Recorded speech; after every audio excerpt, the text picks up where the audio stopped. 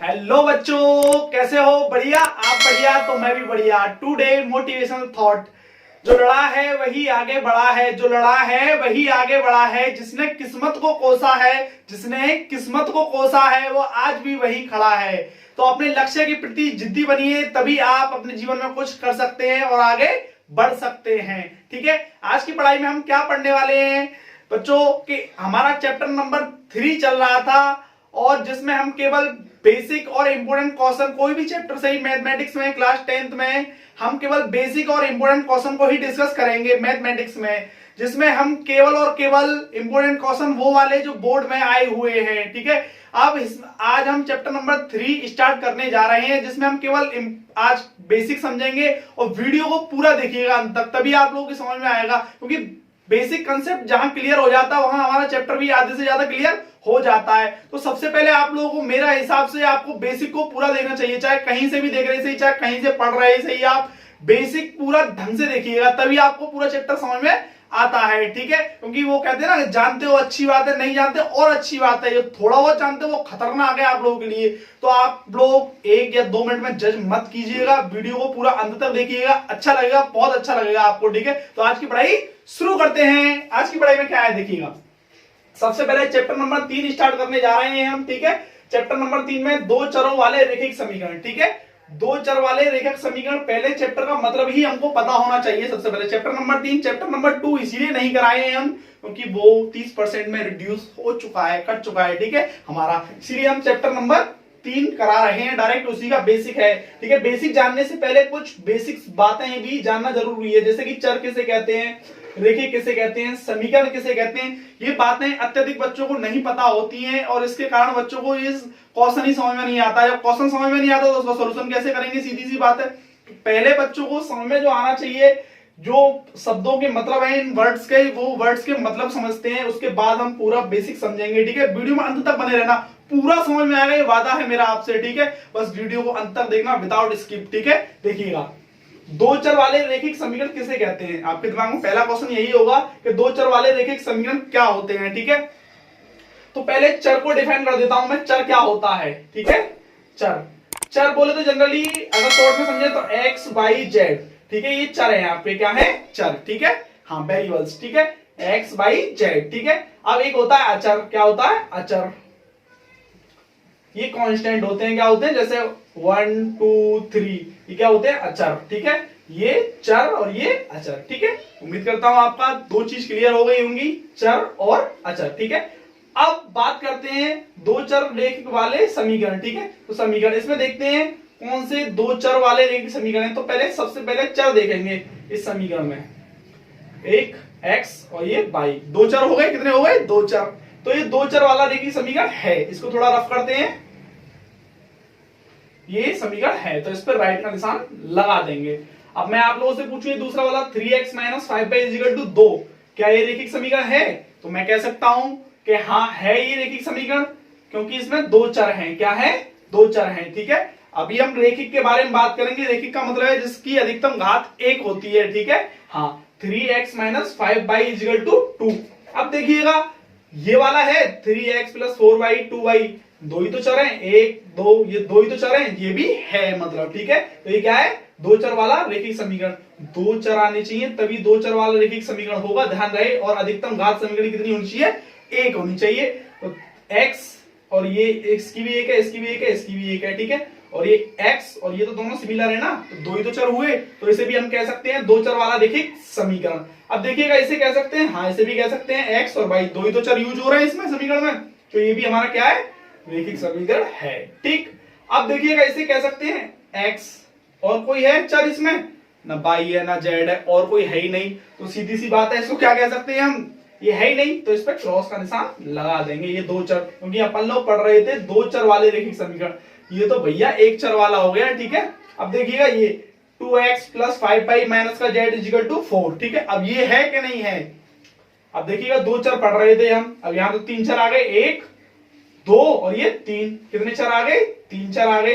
तो सीधी सी बात है, ये 2 चर वाला रैखिक समीकरण नहीं है, 3 चर वाला रैखिक समीकरण है ये। ठीक है, क्योंकि इसमें 3x y z तीनों यूज हो चुके हैं। उम्मीद करता हूं आपको 2 चर वाले रैखिक समीकरण समझ में आ गए होंगे और जीवन में आप कभी भूलना भी मत, ठीक है। इसे ऐसे याद कर लो जैसे तुम्हारा नाम, ठीक है, क्योंकि नाम तुम भूलते नहीं हो, ठीक है। अब देखिएगा, अब बहुपद और समीकरण में अंतर। बहुत से बच्चे होते हैं उनको ये नहीं पता होता कि बहुपद और समीकरण में क्या अंतर है, ठीक है। तो देखिएगा, बड़ा सिंपल सा अंतर है, समीकरण में बराबर का निशान होता है, ठीक है। एक बात याद रखेंगे, समीकरण में क्या होता है, जैसे कि मैं कहूं 2x² - 5y बराबर आपका 4 है, ठीक है। एग्जाम्पल के लिए कुछ भी ले सकते हैं, नो प्रॉब्लम। लेकिन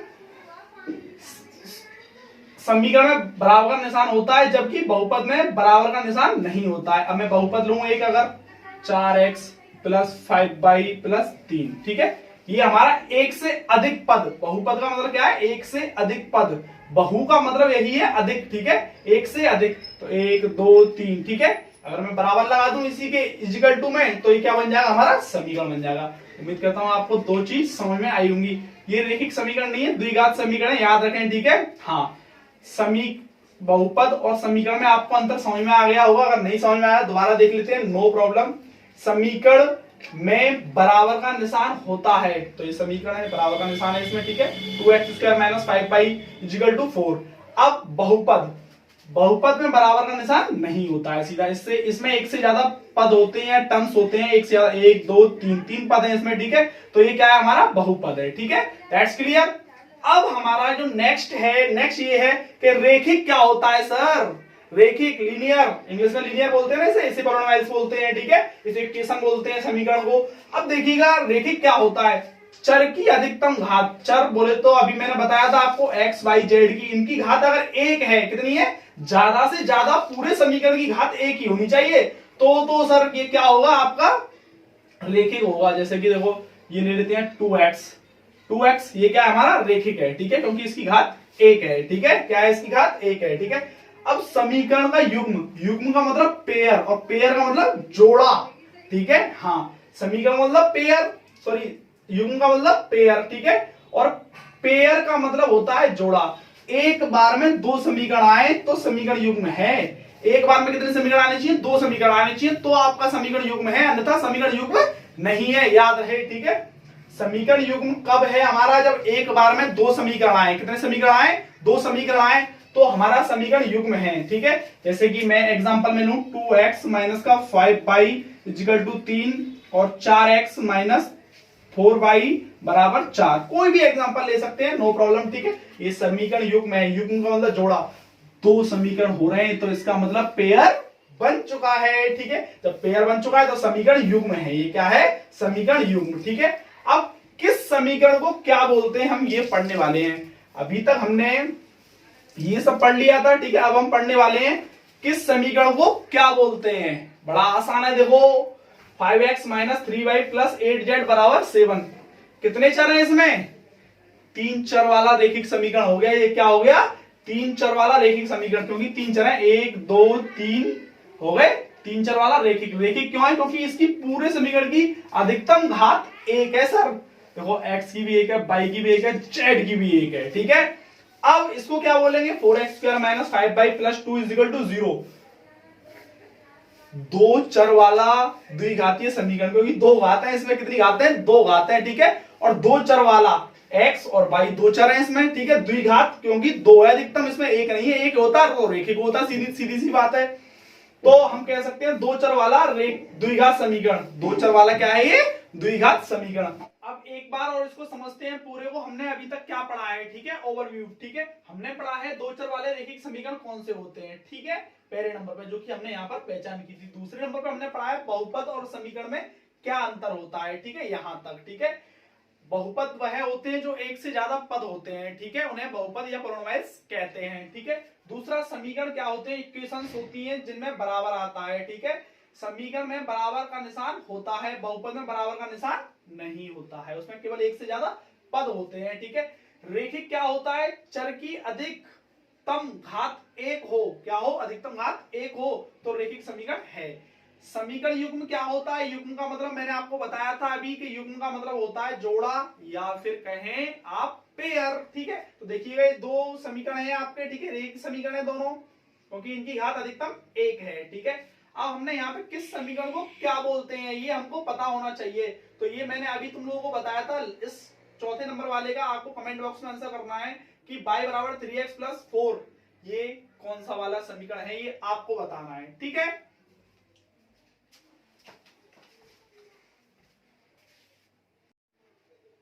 अब हम सीखने वाले हैं इसको लिखित रूप में कैसे समझेंगे, बेसिक कोड। ठीक है, देखिएगा ऐसे अगर आप डेफिनेशन देना चाहते हैं तो डेफिनेशन दे सकते हैं कि रेखिक समीकरण युग्म क्या होता है। इसकी अगर डेफिनेशन देना चाहते हैं तो इस तरीके से डेफिनेशन दे सकते हैं। दो समान चरों में, कितने में, दो समान चरों में, समान चर है तो एक और ये दो, मतलब समान चर है, कहने का मतलब ये इनकी घात एक ही है। ठीक है, समान चर है।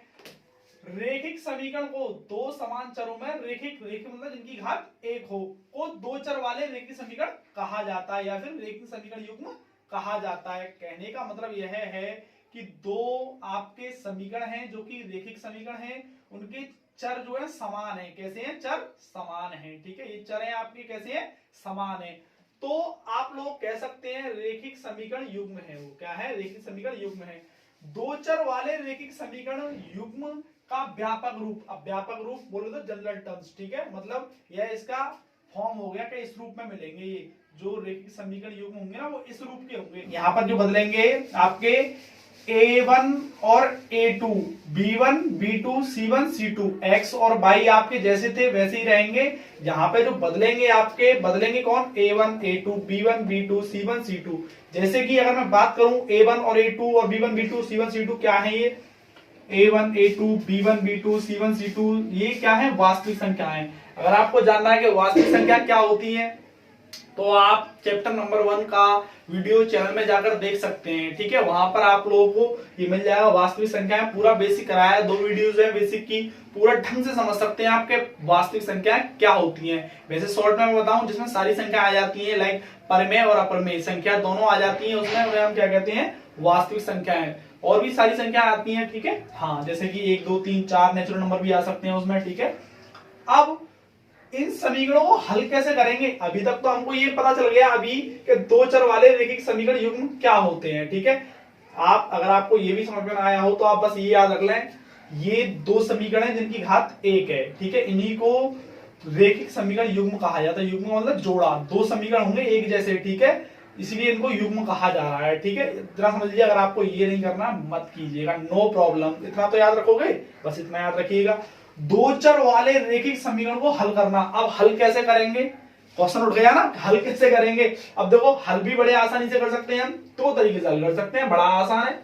दो प्रकार से हल करना होता है हमको इसको। ठीक है, तो दो प्रकार से, पहला है ग्राफीय विधि, जो कि बहुत कम पूछी जाती है, पूछी नहीं जाती है। क्यों नहीं पूछी जाती है, क्योंकि इसके लिए सरकार को आपके बोर्ड एग्जाम में एक क्या देना होगा, आपको एक ग्राफ देना होगा जिसके माध्यम से आप उस पे बनाओगे, इसीलिए ये बहुत कम पूछी जाती है, क्योंकि उनको एक अलग ग्राफ देना होगा। ठीक है, तो इसके बारे में हम ज्यादा डिस्कस नहीं करेंगे, क्योंकि हम बोर्ड के क्वेश्चनों के बारे में ही डिस्कस कर रहे हैं। ठीक है, तो इसके बारे में बहुत कम डिस्कस करेंगे। ठीक है, अब बीजीय विधि, ये विधि जरूर आएगी। ठीक है, 100% आएगी, बोर्ड में 100% बता रहा हूं मैं। ठीक है, हाँ, एक तीसरा चैप्टर और एक चौथा चैप्टर, ये दोनों मिलकर 18 नंबर के आ रहे हैं इस बार। ठीक है, कितने, तीसरा और चौथा चैप्टर आपका जो है आपका बीजीए में आता है। ठीक है, बीजगणित में, जो कि आपका कितने नंबर का है, 18 नंबर का है। ठीक है, तो बीजीय विधि समझते हैं, जिसे हम क्या बोलते हैं इंग्लिश में, एल्जेब्रिक मेथड। ठीक है, क्या बोलते हैं, एल्जेब्रिक मेथड। आइए समझते हैं इनको दोनों को। ठीक है, पहली होती है ग्राफीय विधि, इसको टेबल के माध्यम से समझेंगे। अभी हम थोड़ा सा सब्र कर लीजिएगा, उधार रहा है ये तुम्हारा मुझ पे। ठीक है, थोड़ा सा बस। ठीक है, अब देखिएगा आगे बीजीय विधि को समझते हैं। बीजीय विधि होती क्या है, बड़ा आसान है, कुछ हैवी नहीं है इसमें। इसमें तीन, वैसे तो 4 विधि पढ़ेंगे हम इसमें। पहला आपका कौन सा है, ग्राफीय विधि। ठीक है, अब बीजीय विधि के अंदर 3 विधि आती हैं, जो कि आपकी एक तो प्रतिस्थापन विधि है, दूसरी आपकी कौन सी है, विलोपन विधि है, तीसरी आपकी वज्रमुखंड विधि है। इन 3 विधियों में 100% एक विधि पे आपको क्वेश्चन देखने को मिलेगा, जरूर मिलेगा। ठीक है, तो इन 3 विधियों को जरूर क्लियर करके जाना है आपको, जरूर 100% क्लियर करके जाना है। तो इसके बारे में अभी हम डिस्कस नहीं कर रहे हैं, ग्राफीय विधि के बारे में, इसके बारे में डिस्कस कर रहे हैं प्रतिस्थापन विधि। ठीक है, जिसे हम इंग्लिश में बोलते हैं सब्स्टिट्यूशन मेथड। ठीक है, दूसरा विलोपन विधि। ठीक है, जिसे एलिमिनेशन मेथड बोलते हैं इंग्लिश में। तीसरा है वज्रमुखंड विधि। ठीक है, या गुणनखंड कहें या गुणन विधि कहें, क्रॉस मल्टीप्लिकेशन बोलते हैं इसको। ठीक है, इंग्लिश में और भी एक और 2 नाम और हैं इसके। ठीक है, इनके लिए आप लोगों को क्या दिया होगा, वज्रमुखंड विधि के इन सबके लिए ही आप लोगों को दो रेखिक समीकरण दिए होंगे।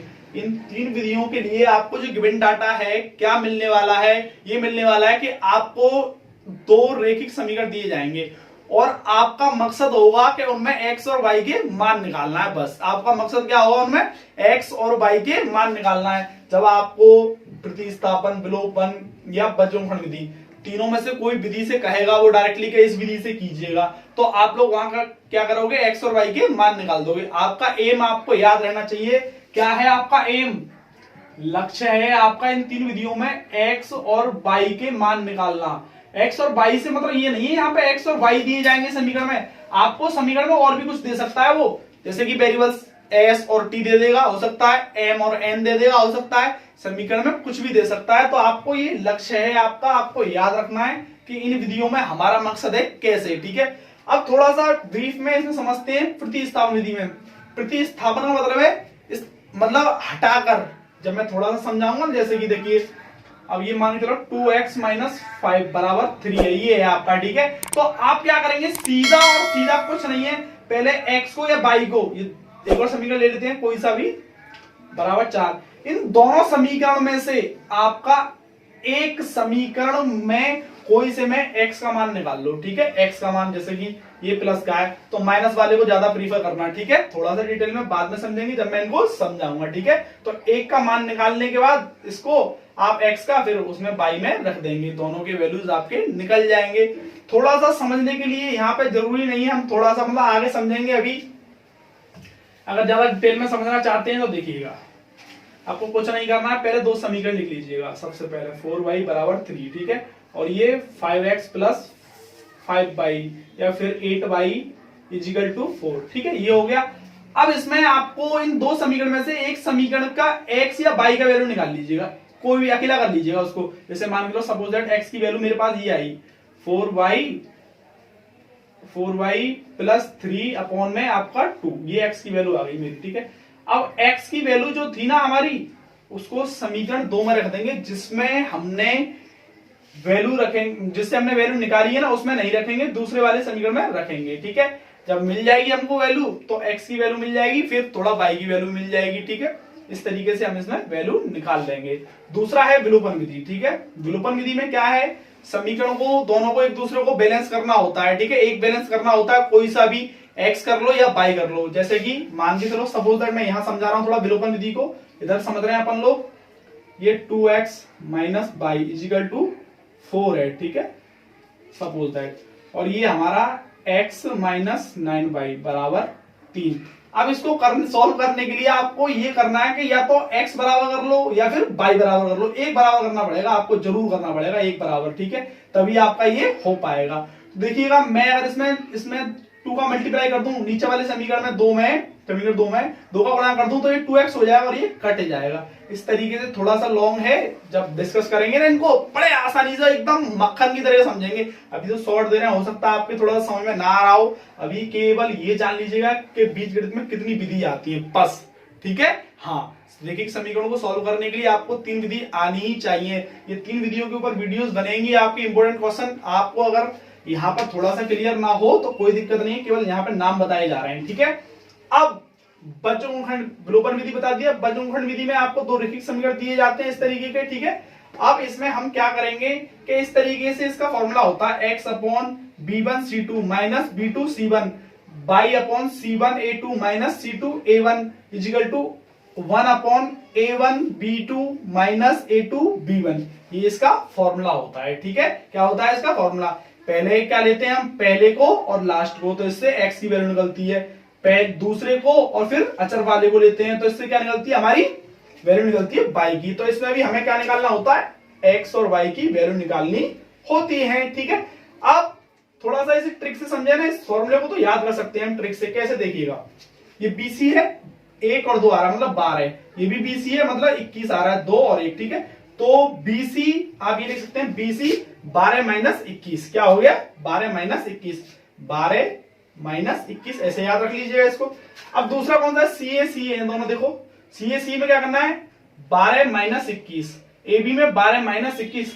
ये 12 का क्या मतलब है कि B1 है, ठीक है, और C2 है, ये आपको याद रखना। 21 का मतलब B2 है और C1 है। इस इस फॉर्मूले को इस ट्रिक से आप याद रख सकते हैं। पहले कुछ नहीं करना है, BC equal to CA, CA equal to AB, क्योंकि BC CA AB तीन चीज तो आ रही है इसमें, एक ये है, एक ये है और एक ये है, ठीक है।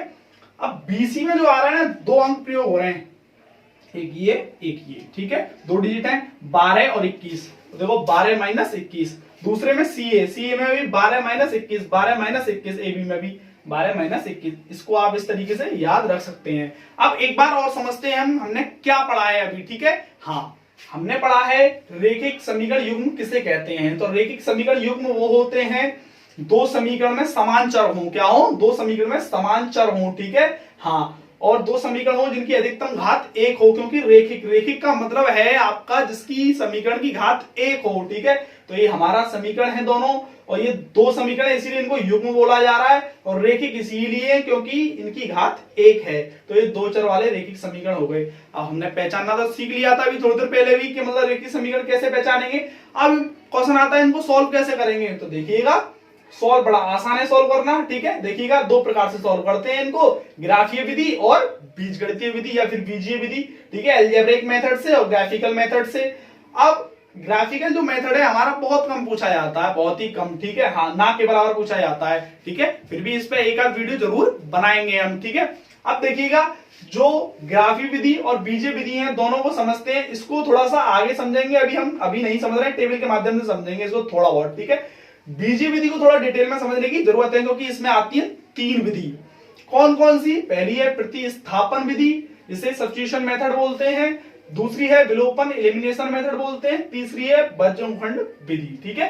तीनों बज्रमुखंड विधि का खुद का अपना एक सूत्र होता है, जिसमें आप जिसमें रख के एक्स और वाई के वैल्यूज, सॉरी ए और बी के वैल्यूज, आप एबीसी के वैल्यूज रखकर आप एक्स और वाई के वैल्यूज निकाल सकते हैं। याद रहे, बीजीय विधि में तीन विधि है, और तीनों विधि में हमारा लक्ष्य है कि हमको एक्स और वाई के वैल्यूज निकालने हैं, ठीक है। ये याद रहना चाहिए।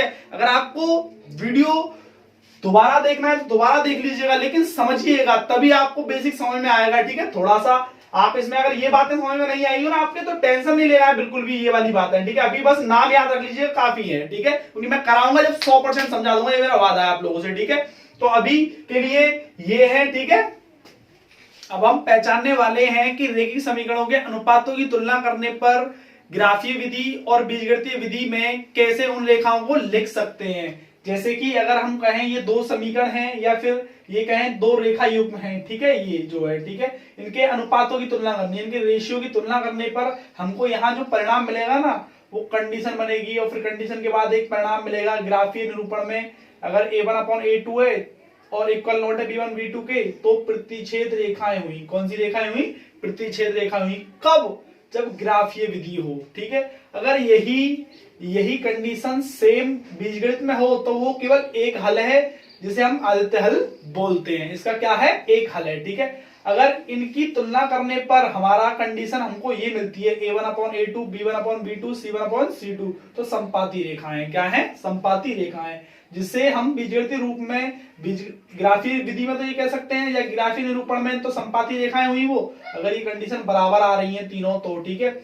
और बीजगणितीय निरूपण में हम कह सकते हैं अपरिमित रूप से अनेक हल हैं। क्या है? अपरिमित रूप से अनेक हल हैं। इनका मतलब हम आगे समझेंगे, अभी ये समझ लीजिएगा, अपरिमित रूप से अनेक हल हैं, ठीक है, बहुत सारे हल हैं, ठीक है। अब A1/A2, B1/B2 दोनों बराबर हैं, लेकिन B1/B2 और C1/C2 दोनों बराबर नहीं है, इक्वल नॉट है, तो वो समांतर रेखाएं हुई किसमें? ग्राफीय निरूपण में। और अगर बीजगणितीय निरूपण की बात करें तो उसका कोई हल नहीं होगा। क्या नहीं होगा? कोई हल नहीं। अब इसको थोड़ा सा डिटेल में समझते हैं, ठीक है। जो अभी हमने समझा है ना कि दो रेखिक समीकरण है, उनके अनुपातों की तुलना करने पर तो ग्राफीय निरूपण और बीजगणितीय निरूपण में वो कंडीशंस क्या कहलाएंगी, ठीक है। तो देखिएगा, जैसे कि ये है आपका, ठीक है, बड़ा ही आसान है, कोई डरने वाली बात नहीं है, ठीक है। जैसे ये x1 - 2y = 0। दूसरा हमारा समीकरण है 3x + 4y - 2y।